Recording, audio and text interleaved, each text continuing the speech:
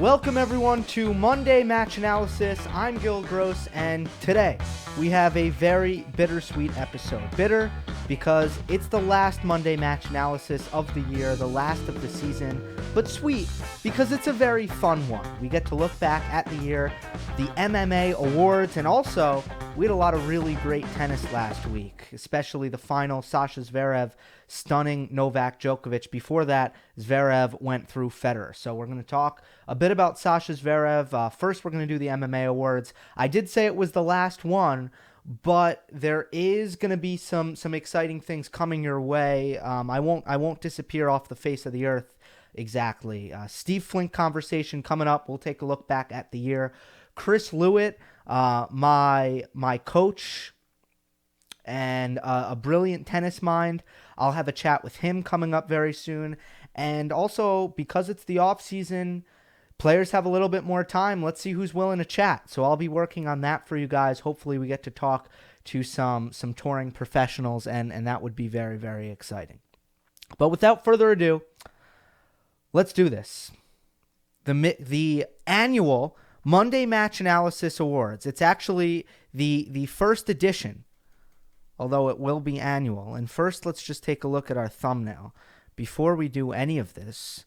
And it is Sascha Zverev raising that World Tour Final trophy, the biggest title of his career, the biggest title that any of the next geners have ever won, because it's kind of in that midpoint between a major and a Masters 1000. So the way I did these awards, I thought of not as many as I could, but I tried to think of a good amount. A few of them I tweeted and said, reply to my tweet with what you think.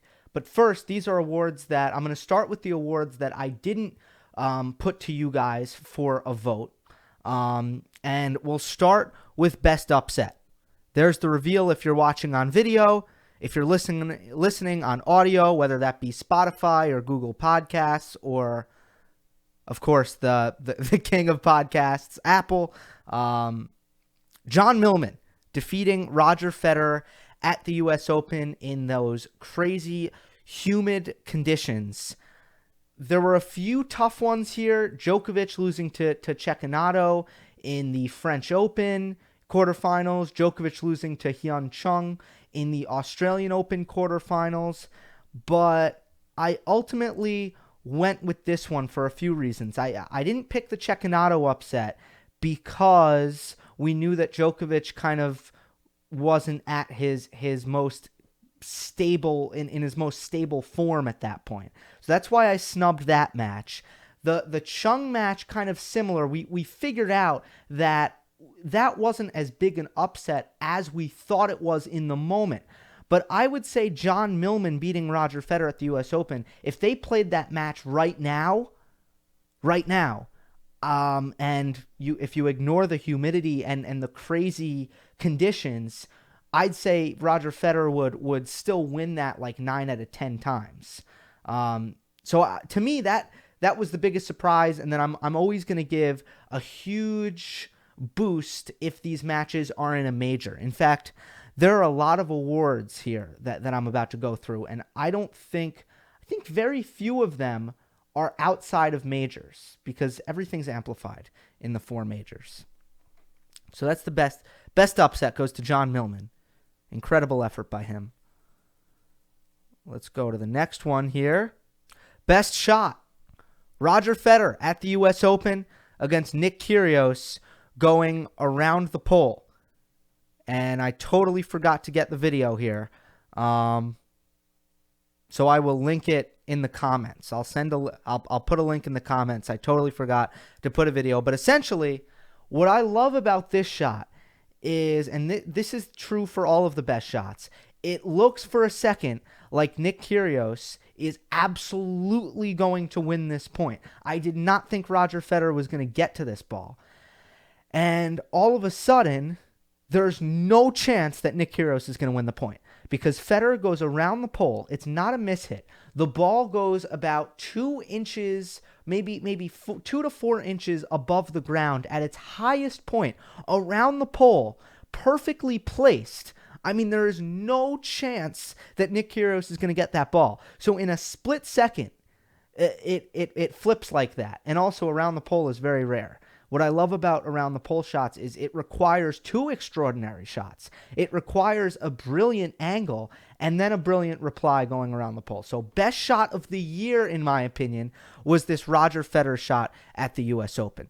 By the way, I'm not going to repeat.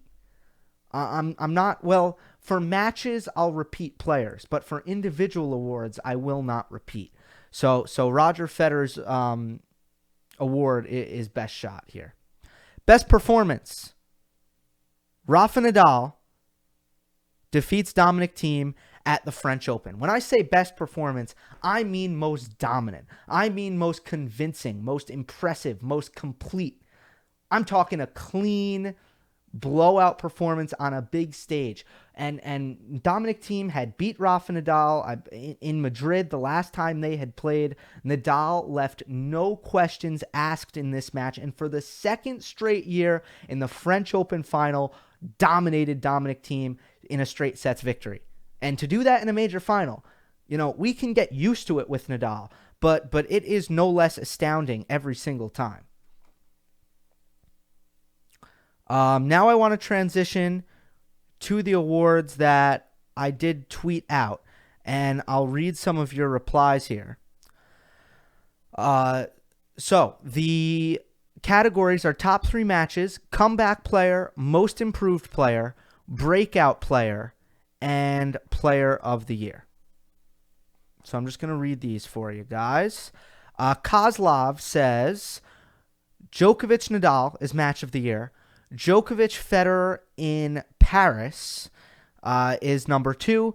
Nadal Thiem US Open number 3. Comeback is obvious. He's probably talking about Novak Djokovic. Breakout player is Khachanov, and that's all he replies to. Nomo Paria says Nadal Thiem number 1 at the US Open. Djokovic Nadal number 2. Nadal Del Potro at Wimbledon number 3. For comeback player, Djokovic. For most improved player, Tsitsipas. And for breakout player, I have no idea. Number 5 for player of the year, they say Nadal. Little Wonder 186 is the Twitter handle. Top 3, Rafa Thiem US Open. Djokovic, Nadal, Wimbledon. Nadal, Del Potro, Wimbledon. Comeback, Djokovic. Most improved, Tsitsipas. Breakout, Khachanov. And then my guy Sid at Sidarians says breakout player is definitely Alex de Minaur for the speed he possesses. I'm sure he's going to give others a run for their money next year.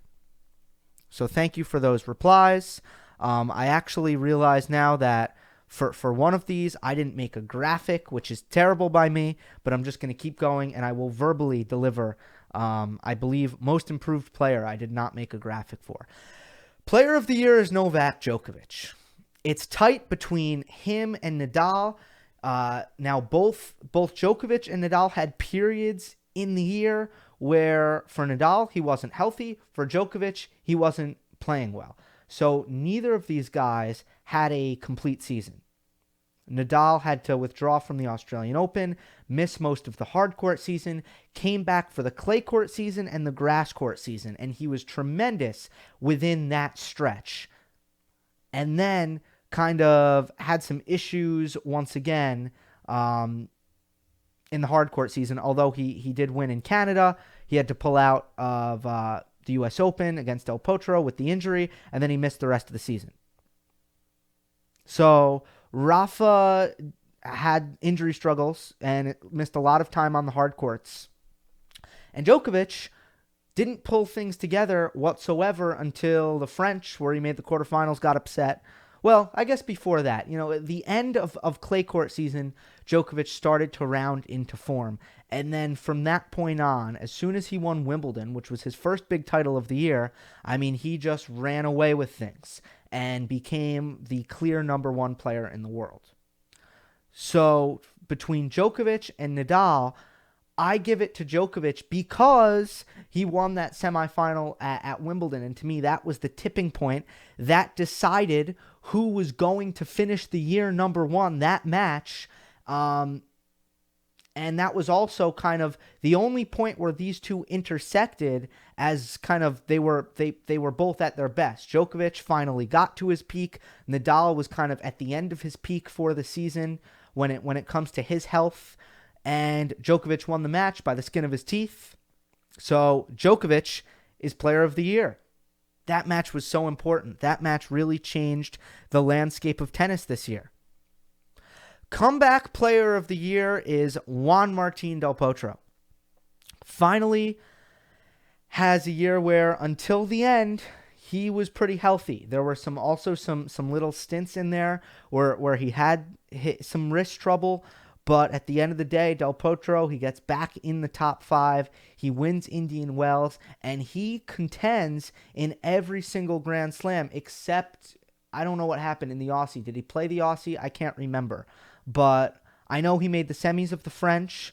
I know he made the he made the quarters of Wimbledon and gave Rafa a run for his money, then made the finals of the U.S. Open, and of course won that Masters 1000 title. So Juan Martín del Potro, his best season in a while. He's comeback player of the year, and there could be even bigger things in store for this guy in 2019.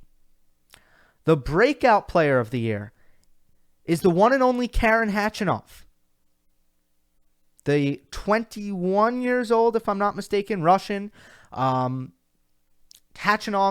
finished the year number 11, and what kind of separates from him I guess it was between him and Tsitsipas here. He finished higher in the rankings than Tsitsipas, and he won the bigger title. He won that 1000s tournament in Paris, and Tsitsipas did not win a 1000s tournament. So Khachanov is the breakout player of the year. Tsitsipas is very close. Which means Tsitsipas gets the honor of most improved player. Although I do not have a graphic for that one. Best comeback. That's actually another one that I did not tweet. But best comeback is Kevin Anderson. Down 2-0 in the Wimbledon quarterfinal. Roger Federer in form. Nobody saw this coming. It could have been upset of the year, but instead it's best comeback of the year. Incredible run by Kevin Anderson where he played. Federer was not at his best. Federer didn't play great after going up 2-0, but Anderson just didn't blink. If you watch that back, the man didn't miss. It was incredible. So Kevin Anderson, best comeback, just to have the belief. Kevin Anderson's one of the most mentally tough players on tour, and you have to be to not lose anything. When you're down 2-0 against Roger Federer at Wimbledon, not center court, albeit court 1, but to have the wherewithal to kind of stay focused and have the belief to win that match is incredible. And now, the best matches of the year. And for some reason, one guy is in all 3 of these. And first I'll talk about the match that I snubbed. I do not have Federer and Djokovic in Paris, the semifinals. I don't have this in here. It's best of 3, which diminishes it a little bit. And what diminishes it even more is it wasn't a final. And what diminishes it even more is that it was Paris, which is the least important Masters tournament in my opinion. So that just missed the list. If the quality was like impeccable, it was really good. The quality was really good. It was a great match. Let's just keep it at this. It doesn't make the list because it wasn't a major and it wasn't a final. And it wasn't one of the bigger Masters of the year, in my opinion. Match of the year number 3 is Nadal and Dominic Thiem at the U.S. Open in the wee hours of the morning, a 5-setter after Dominic Thiem smoked Rafa Nadal in the first set, 6-love. Rafa comes all the way back in a match that featured just such attractive tennis with massive hitting from the back of the court. I remember what I said after this match. I still remember how I opened this video. I said the only loser in this match was the tennis balls, because I think Dominic Thiem gained a lot from this match, and obviously Rafa Nadal won this match and had a chance to advance to the next round and play Juan Martín del Potro. But really, this match took everything out of him, as we could see in his next match. Match of the year number 2. Once again, Rafa Nadal, but this time against Juan Martín del Potro in the Wimbledon quarterfinals. Another 5-setter, a really fun match tactically. Two players who fight as hard as anyone, and there was just a lot of heart and soul in this match, I feel. And it's also, again, very, very fun tactically, where Rafa started, I swear, he's really playing more and more like Roger Federer. And in this match, Nadal realized, I need to use a lot of backhand chip, and I need to go to the net a lot. And Nadal's got world-class volleys. And I remember saying, I don't think Rafa could have won this match if he didn't have world-class volleys. So for him to have the foresight and to make that tactical adjustment and be like, I got to come to the net a ton here or I'm going to lose. And he does it. He executes. He wins the match. Was incredible by Rafa, but also really good to see Del Potro at his best once again. And the match of the year, I've already mentioned it. It really turned the tides in 2018. Djokovic and Nadal in the Wimbledon semifinal. It was Nadal's very next match. This match had so much. First of all, the background. Djokovic, is he back or is he not back yet? Is the comeback complete? And this was the match that was going to tell us if Djokovic was back or not. Because to that point, the only person who Djokovic had really beaten, the only top players he had beaten all year, is Kei Nishikori. He beat Nishikori twice, and Nishikori's a top player, who Djokovic, by the way, owns. But up until then, Djokovic hadn't really beaten anyone. And now he's in the Wimbledon semifinal against Rafa Nadal. Is he back? And then for Nadal, he hadn't had success at Wimbledon for such a long time. Since, going off memory, I think it was 2013. I think it had been 5 years since he really made it deep at Wimbledon. And finally, here he was with a chance, if he could beat Novak Djokovic, who we were not sure was at his best. All he would have to do was beat Djokovic, and then he would have Kevin Anderson in the final. What an opportunity. The same guy he beat in the US Open final the year before. So this match felt like a final. There was so much at stake for both players. In hindsight, it decided year-end number 1. And then the quality was high. It goes 5 sets. It's 10-8 in the 5th. The roof controversy just added to the buzz. We had a night to stew and think about it. To me, it was one of the best matches of all time. To me, if this book by Steve Flink, The Greatest Tennis Matches of All Time, if that book was republished, that match has to be in there. And that concludes the 2018 Monday Match Analysis Awards. The MMA Awards. What a tremendous tradition we have just begun. So with that, let's talk a little bit about Paris. I have no drink. Normally I would take a sip of espresso or something, but I have no drink to transition myself. And that's normally when Coffee Break Tennis sues me for stealing the whole coffee thing. I've noticed a lot of people love, because I'm obsessed with coffee. I've noticed a lot of people who love tennis love coffee. I don't know what that is, but that's a big thing for some reason. Not sure why. Someone needs to maybe get to the bottom of that. Do some sort of scientific study. World Tour Finals. I'll start really with the run that Sascha Zverev had, because he got blown out by Novak Djokovic in the group stage. The second set was 6-1. The first set was tight, 6-4. And he starts complaining about the schedule.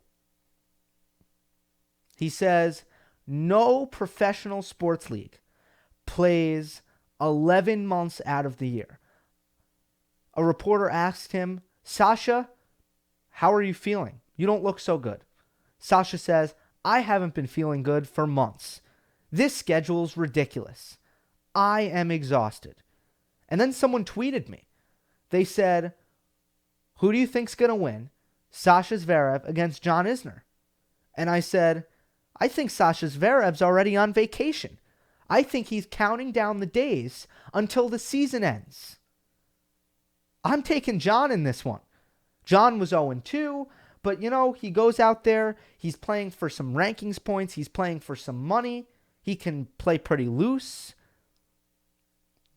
I didn't really like how the court conditions were playing for John, but I thought if Sasha's not going to bring his best, John Isner's going to win.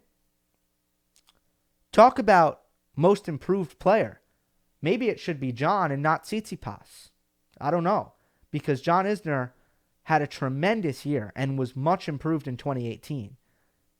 And he's well past 30 years of age now. So I love what Isner's done.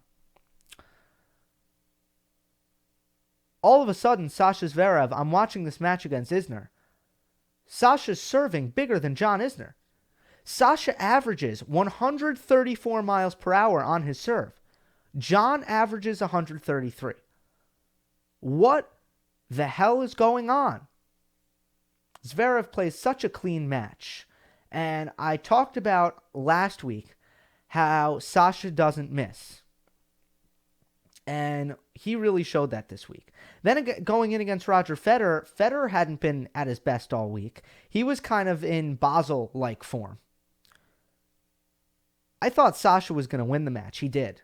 Because the way he played against John, serving 140, he comes out against Roger, and he starts showing the same serve, and he starts showing the same incredible consistency, clean hitting, and ripping the ball, hitting it pretty big. He's still not an offensive genius. He still doesn't have a great mid-court game. He still struggles to finish points with his forehand. But he can still rip from the back, and he can rip over and over and over again. And I just didn't think Federer was at a high enough level, really, to trade with him. So he beats Roger Federer, and then he plays Novak Djokovic. And this final, the rallies, and I picked Djokovic in this one. I said Djokovic in 2, and I expected a lot of long rallies, but I expected 2 things would happen. 1, long rallies. Well, Novak's going to have better shot tolerance, and he's going to have better patience. And 2, Novak's speed is going to be too much for Sasha's mid-court game to handle. And what I mean by that is I thought that Djokovic was so fast that Sasha's is going to make errors trying to finish points, especially trying to finish in the midcourt with short forehands, short backhands. That's what happens when you play a player who's very fast. You give yourself less margin and you start missing. And if you're not very talented at finishing points, putting away points, which I believe is one of the deficiencies in Sasha's game on the forehand side, especially when you play a fast player, you can really start to make a lot of errors trying to finish points. And if you don't make a lot of errors, you can still struggle to finish points. And Djokovic could have used his defense. Instead, what we saw was Sasha's lungs, Sasha's endurance. And I think that's the most important part of shot tolerance. If you're going to be a world-class, clean ball striker, Sasha's endurance was better than Novak's. Sascha could stay in points longer than Novak. And these rallies looked like Djokovic against Murray. 30-ball rallies where it was just clean trading. And remember, the goal of trading is to remain unattackable. That's the goal of trading. You have to hit good balls to remain unattackable. If you don't hit a good trade, you're going to get attacked. Sascha and Djokovic, they both hit so clean. They've both mastered trading. They both hit really deep.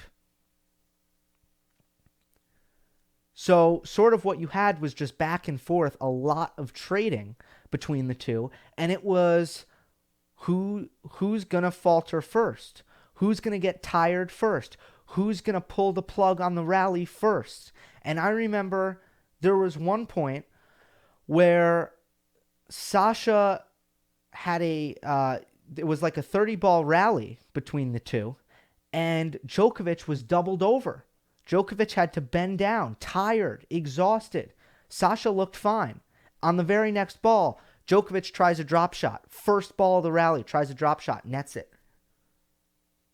That's Sasha winning with his lungs. Was Novak sick? I don't know. The second thing I saw, and the reason I ask was Novak sick is because he was sick in Paris. Was he still sick? I don't know. I can just tell you what I saw on the court. And that was Zverev was more fit to play long rallies than Djokovic. That's what was happening on the court. It is a shocker. It's a shocking thing to say, but it was the case. The second thing I saw was Zverev serve. 140 mile per hour first serves on a pretty consistent basis. And Djokovic had to block it. Djokovic doesn't have to block a lot of serves. Djokovic had to block a lot. The first 8 games was played at an extremely high quality. Djokovic played a really loose game at 4-all. That was the break. But he couldn't dig into Sasha's service games. The serve was too big. There was too much consistency. No gifts by Zverev to Djokovic. No unforced errors. That was the break. He serves it out 6-4. In the second set, Djokovic really didn't have it. He was not timing the ball, and as soon as he went down a break, the fight left Novak fairly quickly. And once Sasha was up a break, there was a relapse of the kind of listless, uninspired Djokovic that we saw prior to Wimbledon when he was really struggling. A little relapse right before the end of the season, in his last match of the season. I don't know what it was about. I can't explain it. It was surprising to see. But Djokovic didn't fight very hard once he went down a break in the second set. Djokovic was pretty uninspired once he went down a break in the second set. We're starting to see what Zverev could be. And I don't know what happened with his serve. It's almost like when I close my eyes and imagine what happened. First of all, after he went to the media and said, "I'm tired, I'm exhausted," someone sat him down and said something to him. I don't know what they said to him, but something changed in Zverev's mindset after he said that. And I wonder if they went on the practice court and asked Sasha to serve it as hard as he could, which is something that's a good tool for people who seem to be holding back on their serve. The guy's 6'6". He should be serving bombs. For some reason, he doesn't really. But I think that they pulled out a radar gun and they said, "I want you to serve it as hard as you can. Don't worry about getting it in. Serve it as flat and hard as you can." And he probably was making 65% of it. And it's like, why don't you serve it like that? I'm just speculating. I'm purely trying to imagine what possibly could have happened that after a full season, 10 months plus, Sasha Zverev serves it in the low 130s sometimes. And then all of a sudden, he serves the ball 140. What possibly could have happened? And he was serving at a really high percentage as well. That serve needs to be a weapon. We just saw that serve can be a weapon. And that's something that you have to look out for in the beginning of 2018, or 2019 rather. But do not misunderstand Sasha Zverev's game. This guy is astoundingly consistent. The man doesn't miss. And as I said last week, it is easy not to miss. But at the highest of high levels, when I say he is an elite trader of the tennis ball, when I say he doesn't miss, I mean he bashes the ball. He remains unattackable without missing because he's that talented in his ball striking. He's like Andy Murray that way. Andy Murray doesn't miss. Sasha's not as fast as Andy Murray. But what we just saw is Sasha can serve bigger than Andy Murray. What that was the most stunning, one of the most stunning displays of 2018, one of the most stunning turnarounds of 2018. An extremely improbable 3-day run by Sascha Zverev when this season looked over, when he looked down and out.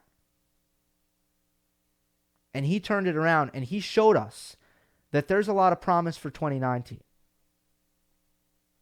If you want to know if I think if Sascha Zverev will win a major in 2019, we're past the 30-minute mark, so I don't have time to get into that. But I did get into that with Jeff Salzenstein.